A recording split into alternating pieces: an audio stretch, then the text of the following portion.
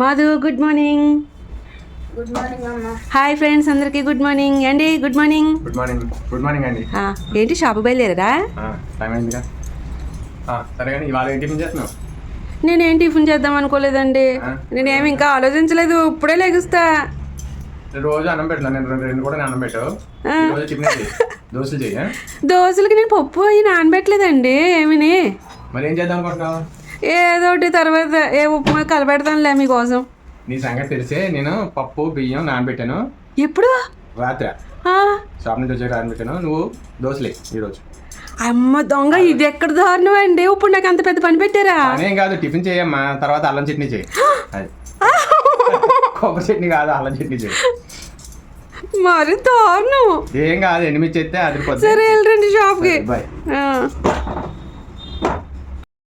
కనుక చూసావా నేను నానబెట్టి అయ్యి?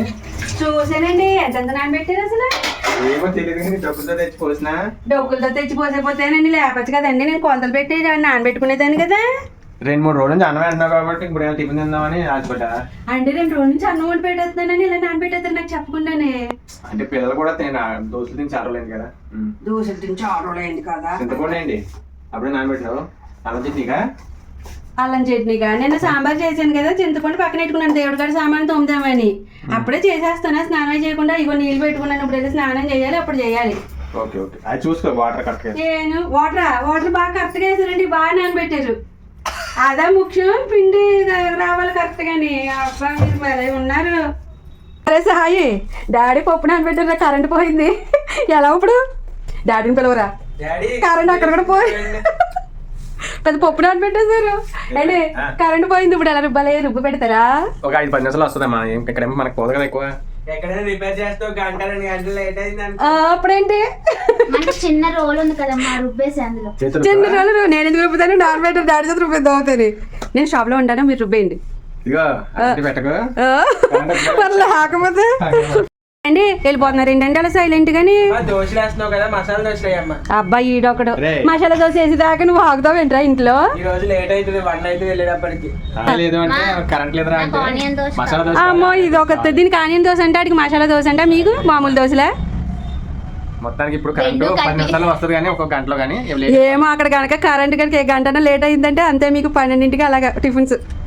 ఏది నానబెట్టి మొత్తానికి నానబెట్టేస్తున్నా మరి కాదు, వెళ్ళేటప్పుడు 2 కాయలు పెద్దగా వచ్చాయి అని ఇచ్చింది నాకు తెలుసు. అప్పుడు ఇంకా ముగ్గలేదు. అవును పచ్చివి. ఇప్పుడు ఇంకా గట్టిగా ఉంది, అయ్యింది లేదని ఓపెన్ చేశాను. ఫుల్ తీగా ఉంటది మరి ఆ కాయ నాకు. అది ఇంకా అవ్వలేదు, రేపటికి అవుతుంది, రేపు తిందామంట. దాన్ని కూడా పెద్దస్తానమ్మంటలేదు, తిందామంట. పోలే సాయి బయలుదేరిపోతున్నావా? టిఫిన్ ఏం చేయలేదు, మరి కరెంట్ రాలేదు కదరా ఇలాగరా. బయట తిన్నాను, ఇప్పుడైతే బిస్కెట్ తిన్నాను నేను. బిస్కెట్ తిన్నావా? పోనీ కొంచెం ఉప్మా చేయనా, జస్ట్ అయిపోద్ది. టైం ఉంటే ఏదైనా చేసుకోవచ్చు. అయ్యో ఈ కరెంట్ ఏంటరా బాబు, సమయానికి ఎలా తీసేసాడు? అరగంట 10 నిమిషాలు కాదు తీస్తా కానీ.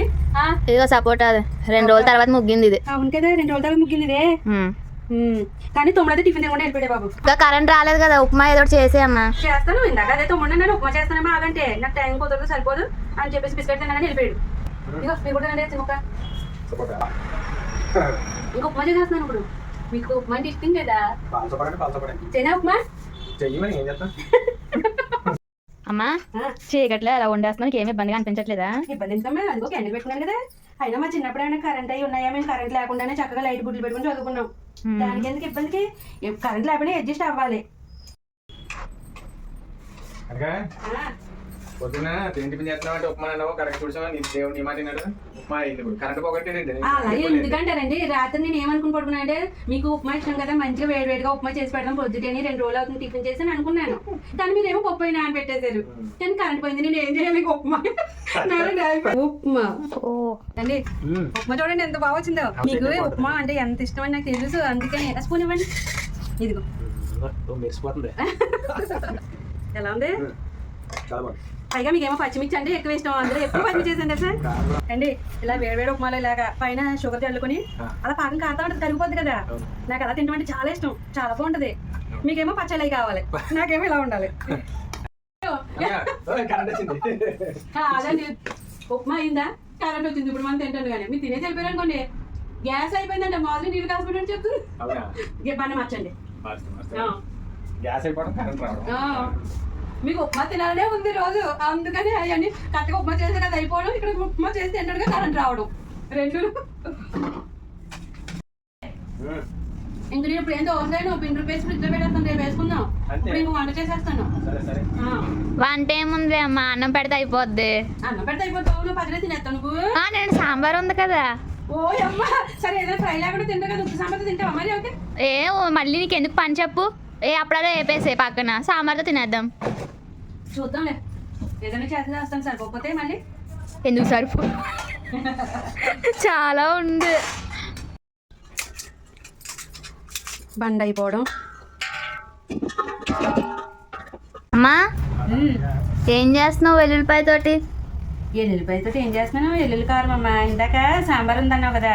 అవును. ఇంకేమొద్దు నాకు, మనకు అది సరిపోద్ది అన్నావు, కానీ నాకేమో వేడి వేడి అన్నావు, ఇంత కారంగా తినాలనిపిస్తుంది ఒక ముద్ద.